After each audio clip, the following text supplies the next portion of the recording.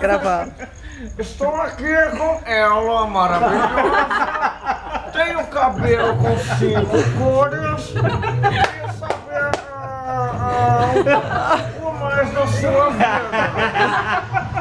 Estou com ela, Adriana, supervisora. Adriana, me conte um pouco da sua vida. Você é aquela que gosta do pagode? Ela é tímida e não quer falar para as câmeras. Querida, converse comigo, por favor.